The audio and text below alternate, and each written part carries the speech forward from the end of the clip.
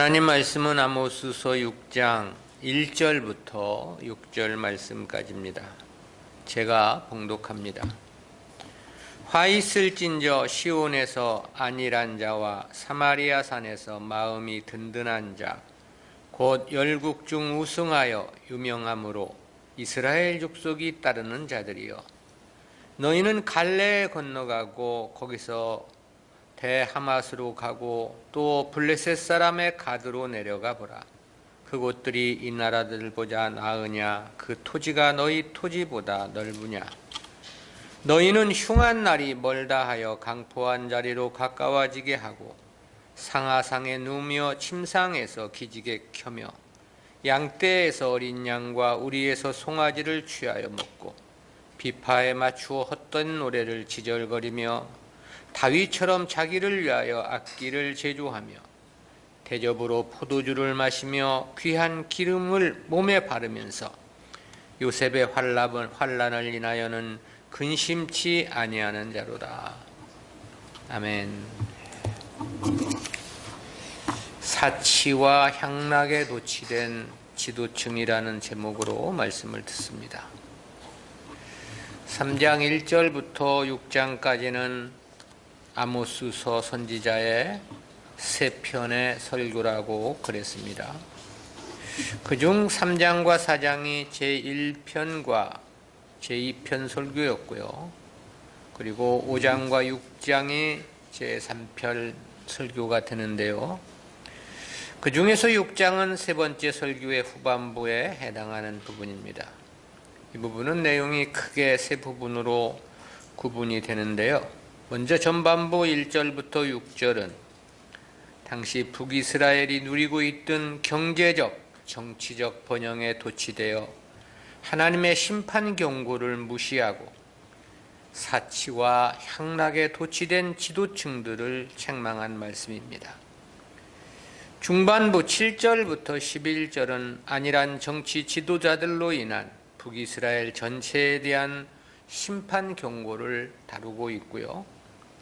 후반부 12절부터 14절은 공법을 쓸개로 정의의 열매를 인지인으로 만드는 자들은 절대 구원의 길이 없다는 북이스라엘의 멸망의 필연성을 경고한 말씀입니다. 그중 북이스라엘의 지도층들의 사치와 향락을 책망한 1절부터 6절까지는 후속사적 교훈까지 7단락으로 구분해서 살펴보겠습니다. 첫 번째는 지도층의 교만과 어리석음에 대한 지적입니다. 1절 말씀입니다. 화 있을진저 시온에서 안일한 자와 사마리아 산에서 마음이 든든한 자 곧 열국 중 우승하여 유명함으로 이스라엘 족속이 따르는 자들이요. 본절은 특별히 남유다와 북이스라엘을 동시에 지적한 말씀인데요. 여기서의 시온에서 안일한 자는 남유다 정치 지도자들을 가리킨 말씀입니다. 아모스서의 대부분은 북이스라엘을 향한 메시지죠. 그런데 여기서는 남왕국 유다 역시 포함하고 있습니다. 그것은 어느 정도의 차이는 있겠지만 남유다 지도자들도 비슷한 형국에 처해 있었기 때문으로 보이는데요. 그것은 히스기야의 부친이었던 아하스 왕의 우상 숭배와 패역의 잔재 때문이 아니냐, 그런 생각을 해보게 됩니다.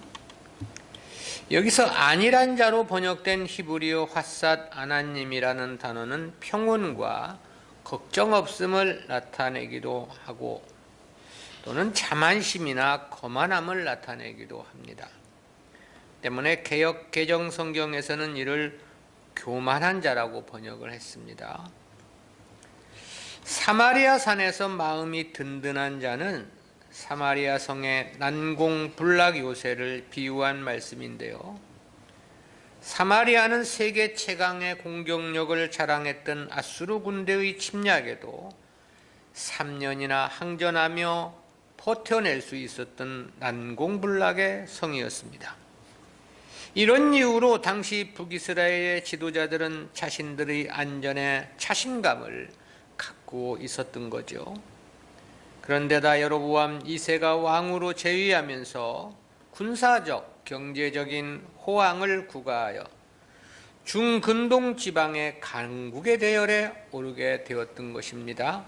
그로 인해 저들의 자만심은 심히 기고만장해 있었습니다. 바로 이러한 마음을 지적해서 사마리아 산에서 마음이 든든한 자라고 표현한 겁니다.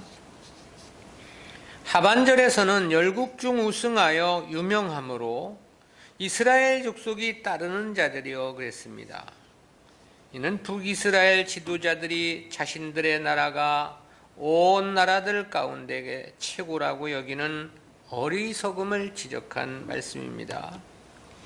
이에 대해서 공동번역 성경은 1등 민족이라고 의시되는 유지드라 그렇게 번역을 했습니다. 그리고 쉬운 성경은 너희는 스스로 으뜸가는 민족이라고 생각하며 라고 번역을 했습니다. 그러니까 자신들 스스로 자기들이 최고라고 생각을 했다는 그런 지적입니다. 실로 심히 교만하고도 어리석은 생각이 아니냐 그런 생각을 해봅니다. 왜냐하면 하나님의 보호해 주심이 없다면 그 어떤 것도 추풍낙엽처럼 보잘것없이 추락할 수밖에 없는 것이 인생이기 때문에 그렇습니다. 두 번째는 지도층의 오만에 대한 지적인데요. 2절 말씀입니다. 너희는 갈레에 건너가고 거기서 대하마스로 가고 또 블레셋 사람의 가드로 내려가 보라.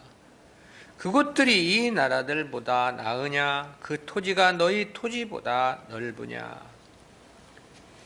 이는 이방의 세 성읍을 비교해서 북이스라엘의 지도층의 오만함을 지적한 말씀입니다. 비교의 대상으로 먼저 언급된 곳이 갈레죠. 이 갈레에 해당하는 히브리어 칼르네는 창세기 10장 10절에서 소개된 갈레와 동일한 도시입니다. 이는 니므롯이 건설한 신할 땅 메소포타미아 북쪽 지역에 건설된 성읍으로 소개되고 있습니다. 따라서 이 도시가 바벨론에 속한 성읍인 것만은 분명해 보이는데요. 그러나 이 성읍이 어느 곳인지 정확한 위치에 대해서는 견해가 다양합니다. 두 번째 비교의 대상으로 언급된 성읍은 하맛입니다. 이곳은 북이스라엘 가장 북단에 위치했던 단에서 북쪽으로 약 240km 지점에 위치한 도시인데요. 하맛은 사무엘하 8장 9절에 보면 다윗 왕 때에 이스라엘의 조공을 바쳤고 본장 14절에 보면 여로보암 2세가 다스릴 때는 북이스라엘에 정복되어 있었던 것으로 보입니다. 세 번째 언급된 성읍은 가드입니다. 가드는 블레셋의 5대 성읍 중 한 곳으로 골리앗 장군의 고향이기도 하죠.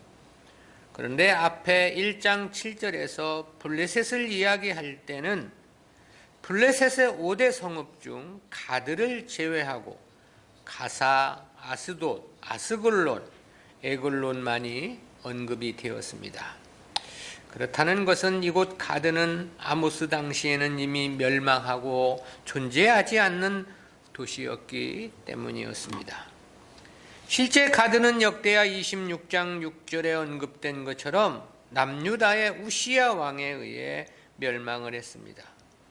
그리고 하맛은 열왕기하 14장 25절 26절에 기록된 바와 같이 북이스라엘에 의해 정복을 당하여 북이스라엘에 편입된 성읍입니다. 그리고 갈레는 아수르에 의해 멸망을 당한 성읍이고요. 근데 왜 여기서 이미 멸망한 이런 성읍들을 북이스라엘과 비교한 것일까? 그것이 바로 북이스라엘의 지도층의 오만함을 지적하기 위함인 거죠. 그 오만함을 지적하는 말로 본절 하반절에서 그곳들이 이 나라들보다 나으냐? 그 토지가 너희 토지보다 넓으냐? 그랬습니다. 이 말은 당시 북이스라엘 지도자들이 자신들의 나라가 이런 이방국들보다 월등하다는 우월감과 오만함을 나타낸 것이라고 말할 수 있겠는데요. 즉 자신들은 이들과 같이 멸망하지 않고 강성한 국가로 건재히 있다는 자만심과 그러기에 앞으로도 자기들은 영원할 것이라는 오만함을 나타낸 표현으로 볼 수 있습니다. 과거에 그렇게 크고 견고했던 성읍들이 지금은 다 망해서 보잘것없는 도시가 아니냐, 그런 뜻이거든요. 그러니까 오늘의 강성함이 내일을 보장해 놓는 것이 아니라는 그와 같은 교훈을 던져주고 있는 거죠. 늘 우리가 하나님 앞에 겸손해야 하고 그 겸손한 마음으로 하나님을 섬겨야 하는 이유이기도 합니다.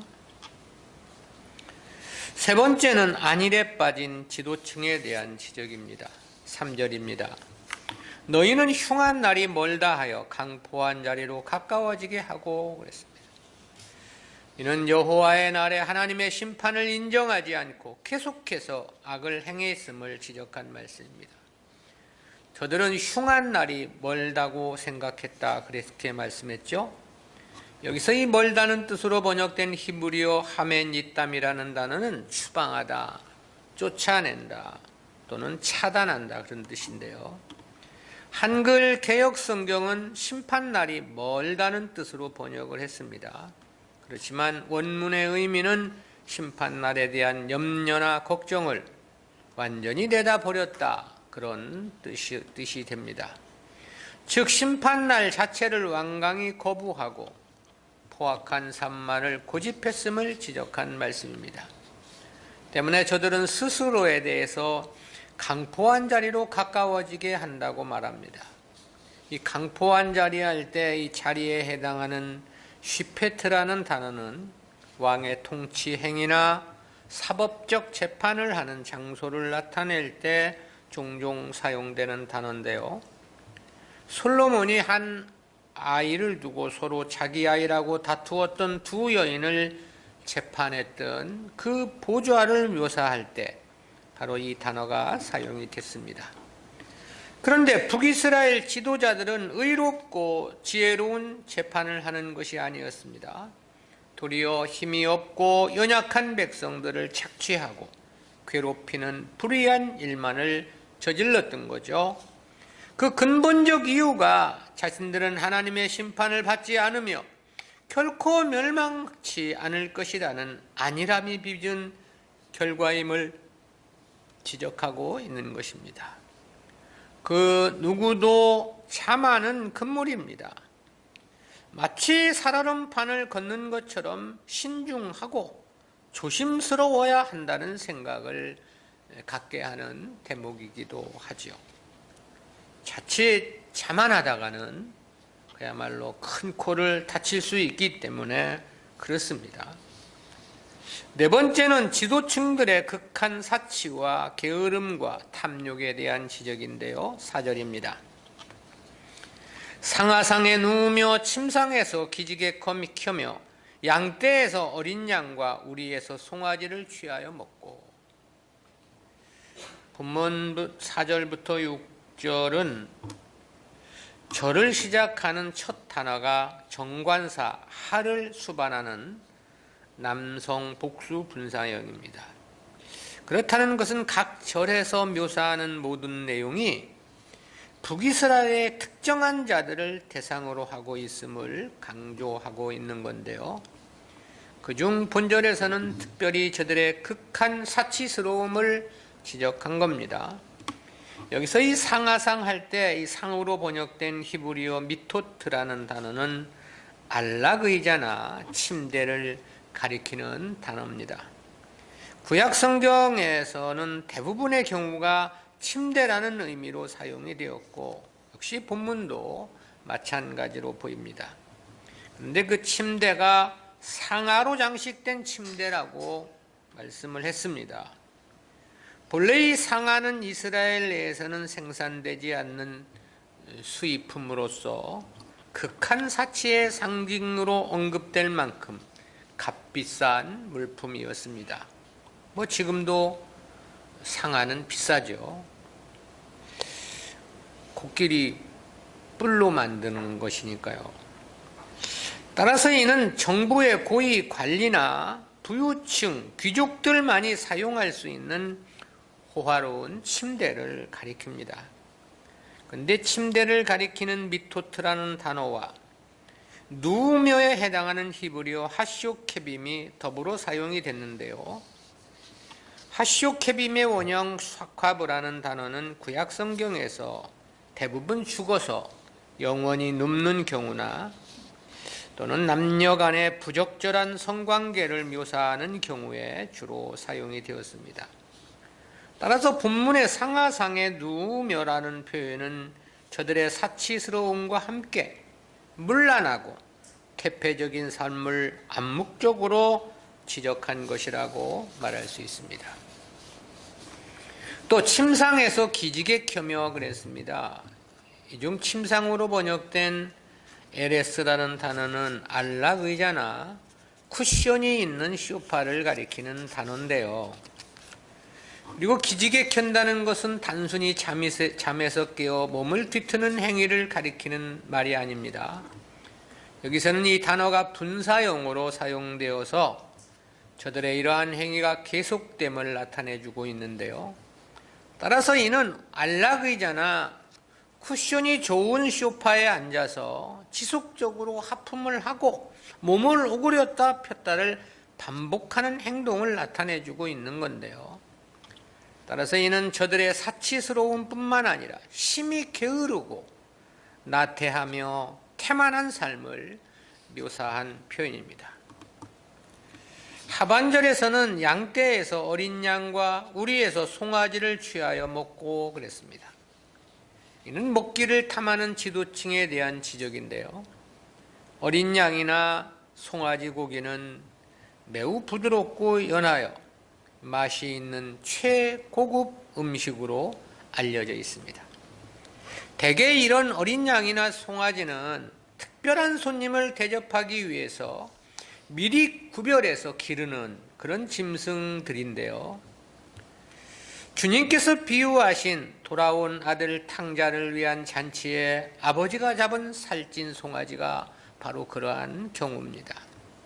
그런데 저들은 이러한 최고급 최상급 고기만을 일상에서 먹고 즐겼음을 지적한 거죠.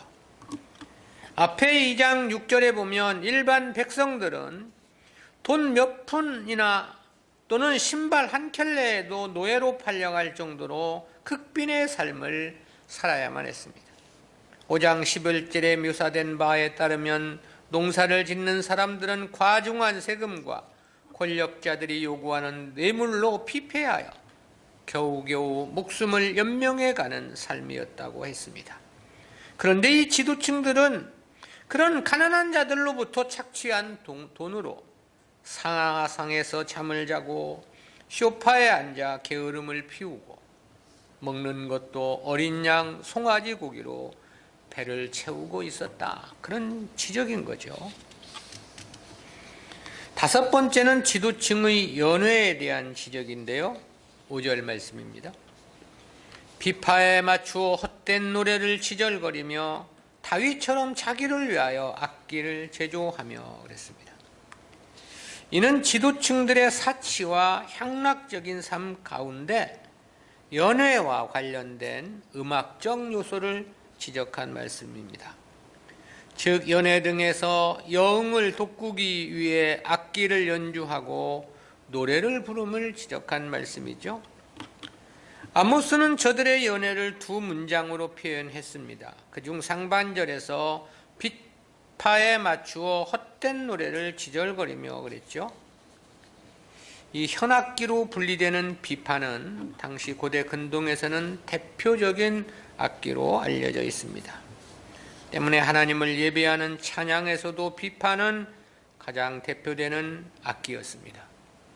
그런데 이런 악기 소리에 맞추어 헛된 노래를 지절거렸다 그랬는데요. 여기서 노래를 지절거리며로 번역된 히브리어 하포레팀이라는 단어의 원형 이 파라트는 구약 성경에서 본절에서만 딱 한 번 사용된 단어입니다. 문자적으로는 수다를 떨다, 흥얼거리다 그런 뜻인데요. 그렇다는 측면에서 보면 이는 의미 없이 흥얼거리며 내뱉는 노래를 가리킴으로 볼 수 있습니다.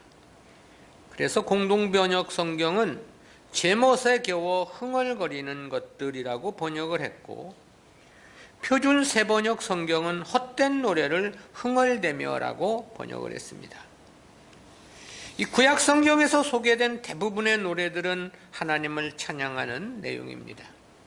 즉 하나님의 은혜와 하나님의 역사, 그리고 하나님께 대한 감사와 관련된 노래들이죠. 그런데 본문에서 지도층들이 부르는 노래는 그런 것이 아니었습니다. 자신들의 여흥과 즐거움을 위한 수단의 노래들이었고, 그러기에 헛된 노래라고 말하고 있는 거죠. 다르게 표현한다면 세상 노래인 것입니다. 하반절에서는 다윗처럼 자기를 위하여 악기를 제조하며 그랬습니다. 북이스라엘의 지배계층들이 악기를 제조하여 연회에서 음악을 즐겼음을 지적한 말씀입니다. 그런데 이를 다윗처럼이라고 표현을 했어요. 이는 다윗처럼 악기를 만들었다는 의미도 될 수 있고, 다윗처럼 노래를 만들어 불렀다는 의미도 됩니다. 그러나 다윗이 악기를 제조하고 또 노래를 만들었던 것은 단순히 자신의 쾌락을 위한 것은 아니었죠. 하나님께 드리는 예배를 위해서 또는 하나님을 찬양하기 위함에 그 목적이 있었습니다. 그러나 이 당시 북이스라엘의 지도층들은 자신들의 여흥과 향락을 위해 악기를 제조하고 연주하며 노래를 불렀던 거죠. 따라서 이는 다윗과 이 당시 북이스라엘 지도자들을 비교하여 당시 북이스라엘 지도층들이 얼마나 하나님 섬김에는 관심이 없고 오직 자기들만을 위한 삶을 살았는가를 폭로하고 있는 것이라고 말할 수 있겠습니다. 여섯 번째는 지도층의 향락에 대한 지적인데요. 6절입니다. 대접으로 포도주를 마시며 귀한 기름을 몸에 바르면서 요셉의 환난을 인하여는 근심치 아니하는 자로다. 본절에서는 저들의 향락을 표현하고자 세 가지를 지적을 하셨습니다. 첫째는 대접으로 포도주를 마신다고 그랬죠. 여기서 대접으로 번역된 히브리어는 미즈라크라는 단어입니다. 이 단어는 구약 성경에서 총 25번 사용이 됐습니다. 그중 본문과 스가랴 9장 15절을 제외하고는 다른 모든 구절들에서는 성전의 기물들을 가리키는 표현으로 사용이 됐습니다. 때문에 영역성경 NASB는 미즈라크라는 단어를 제사용 대접이라고 번역을 했습니다. 다니엘서를 보면 바벨론의 벨사살 왕이 이스라엘에서 탈취해 온 금으로 만든 잔으로 술을 부어 마신 것을 볼 수 있죠. 그런 경우는 여호와를 경멸하는 의미로서 그가 그날 밤에 죽임을 당하고 나라가 멸망한 것으로 성경은 밝혀주고 있습니다. 그렇다는 측면에서 보면 이 당시 지도층들의 죄는 포도주를 마신 것에 그친 것이 아니었습니다. 하나님을 경멸하고 모독하는 행위를 저지른 것이라고도 해석이 가능하다라는 건데요. 그런데 NASB를 제외한 모든 다른 영역 성경들은 그냥 대접이라고만 번역을 했습니다. 따라서 이는 매우 귀한 금이나 은으로 만든 고급스러운 잔을 가리키는 것으로 볼 수도 있겠습니다. 이를 감안하면 저들은 술잔 하나도 극도로 사치스러웠다는 것을 말해주고 있다. 그렇게 해석이 가능하죠. 그런데 이 단어의 본래의 문자적 의미가 뿌리다 또는 많이 흩트리다라는 의미를 가진 자라크에서 유래되었다는 건데요. 그러기에 이는 대적, 대야, 물동이 등 많은 양의 액체를 담을 수 있는 용기를 나타내는 표현이기도 하다는 겁니다.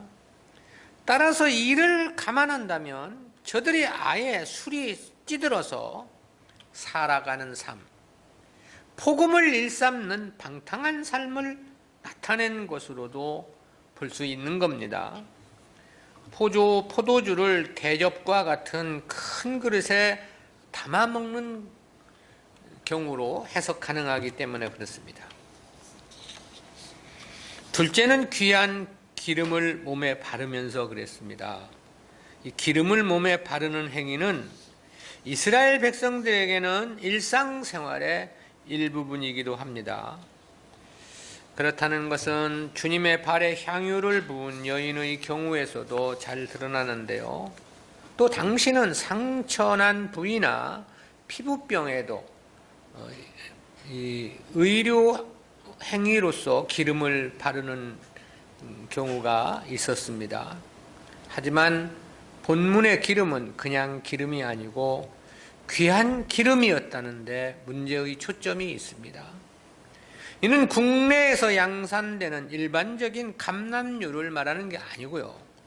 값비싼 나드양이나 스바 여왕이 솔로몬에게 선물을 가져온 것과 같은 외국에서 수입해야만 하는 극상품 향품을 가리키는 단어예요.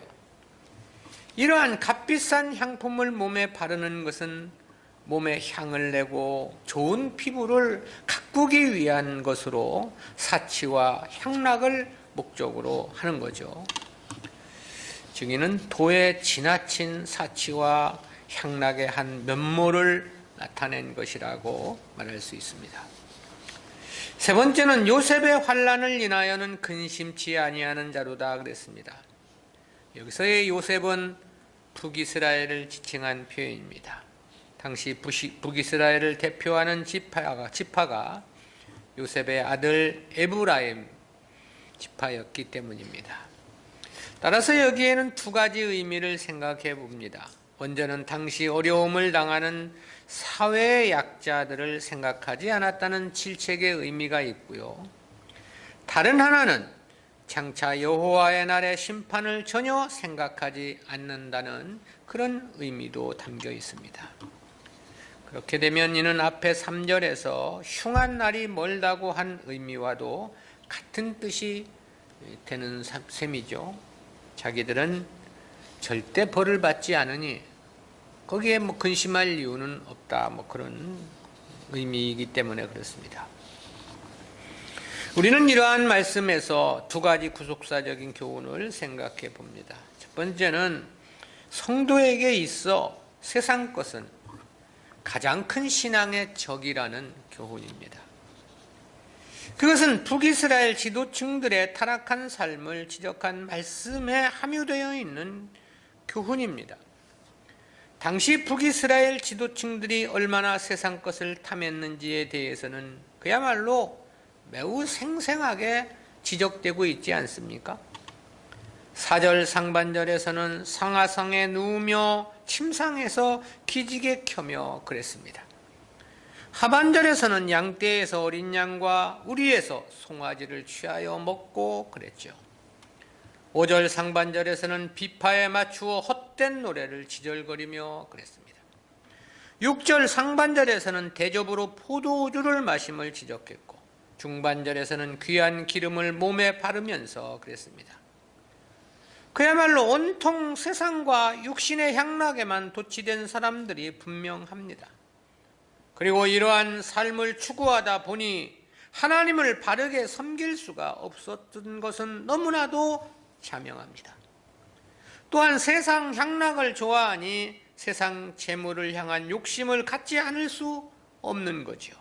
왜냐하면 이런 것들은 실상 많은 재물이 요구되고 또 소요되기 때문에 그런 거죠.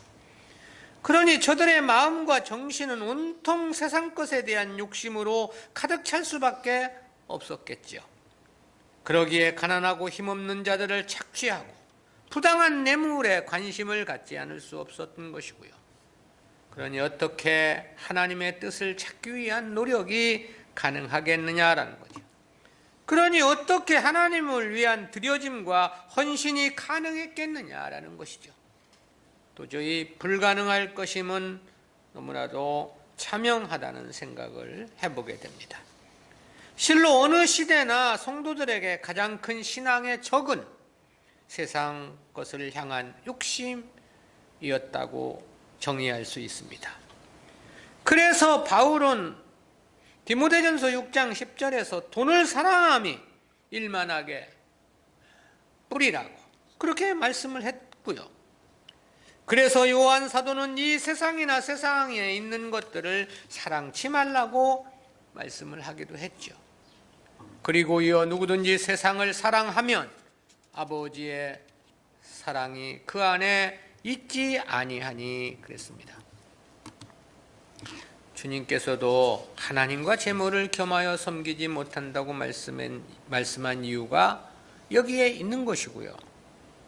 또 약대가 바늘귀로 들어가는 것이 부자가 하나님의 나라에 들어가는 것보다 쉽다고 하신 말씀의 의미도 바로 여기에 있는 거죠. 출애굽한 이스라엘 백성들이 여리고성을 무너뜨렸을 때 아간이 얼마의 금은과 외투 한 벌을 욕심내므로 돌에 맞아 죽은 사건이 있었고, 신약시대 초기 아나니아와 삽비라가 자신이 판 재산 얼마를 감추었다가 성령을 속인 죄로 그 즉시 부부가 다 죽는 하나님의 책벌을 받기도 했죠. 모두가 세상 욕심에 망한 인생의 표본이라고 말할 수 있겠습니다. 그래서 마지막 시대의 교회도 계시록 13장에 보면 거짓 선지자들이 치는 이 666표, 세상 욕심이죠. 세속 사상의 교회는 다 무너지고 쓰러져 갈 것을 예언해 주고 있습니다. 오늘날 교회로 보면 그 666표를 받지 않은 교회를 찾아보기가 너무너무 어렵습니다. 그러므로 교회는 절대 세상을 말해서는 안 되는 것입니다. 물론 사람들은 세상을 이야기해야 좋겠죠.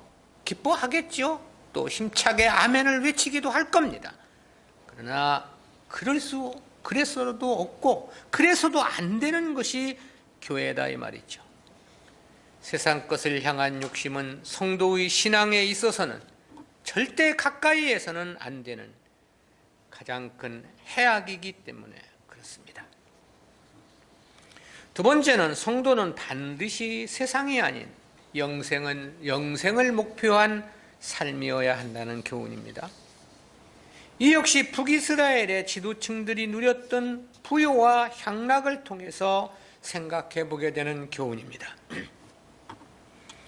당시 북이스라엘 지도층들은 세상이 풍요로우니 만사가 태평이었던 것으로 보입니다. 때문에 1절 상반절에서는 시온에서 안일한 자라고 지적을 했고요. 도무지 걱정이 없었다 그런 뜻입니다.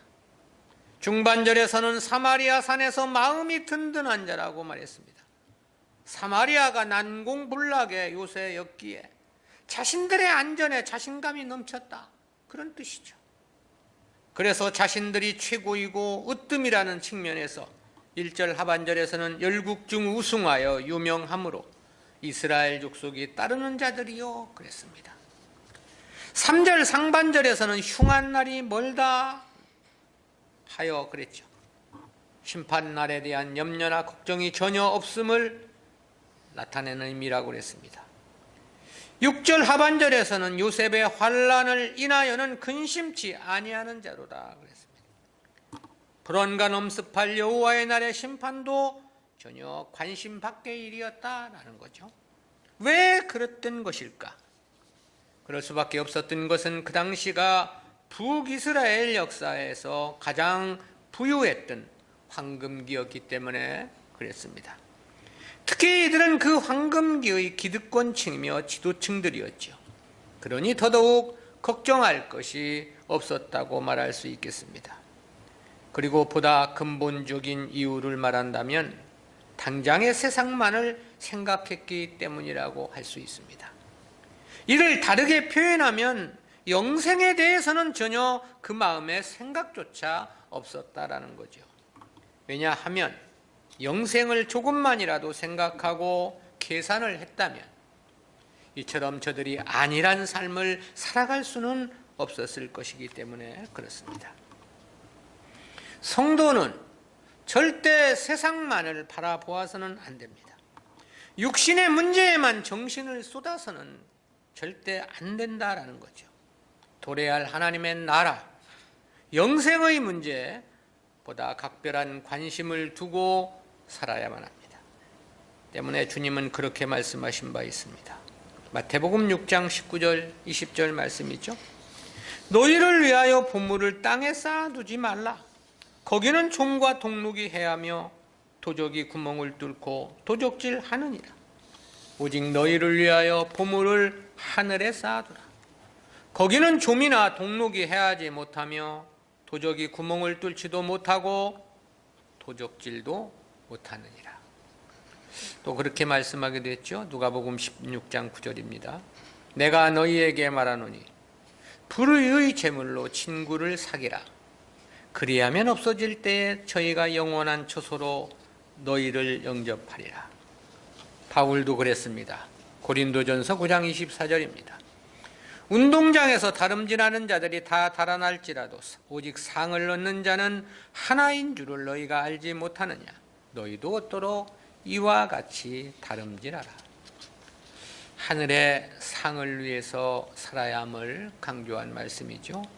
반드시 그래야 하고 틀림없이 그리해야만 합니다. 그것은 이 세상은 잠시 잠깐뿐이고 도래할 내생은 영원 무궁한 세계이기 때문에 그런 거죠. 그러니 성도가 세상만을 위해 사는 것만큼 어리석은 것은 없는 것입니다.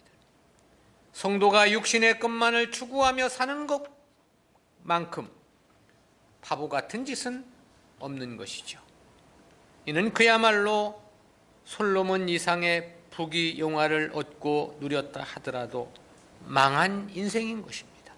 왜냐하면 육신의 삶은 강건해 봐야 70, 80이고 하나님 나라는 세세토록 살아야만 하는 그야말로 끝이 없는 영원한 삶이기 때문에 그렇습니다.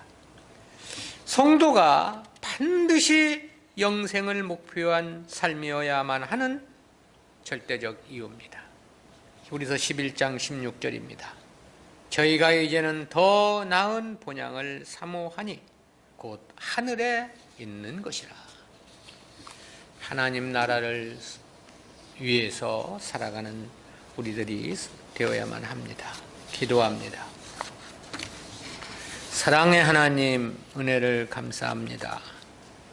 오늘도 북이스라엘의 지도층들의 타락한 삶을 통해서 우리가 과연 무엇을 이 세상에서 목적하고 살아가야 하는 것인지 귀한 교훈 깨닫게 해주심 진실로 감사합니다.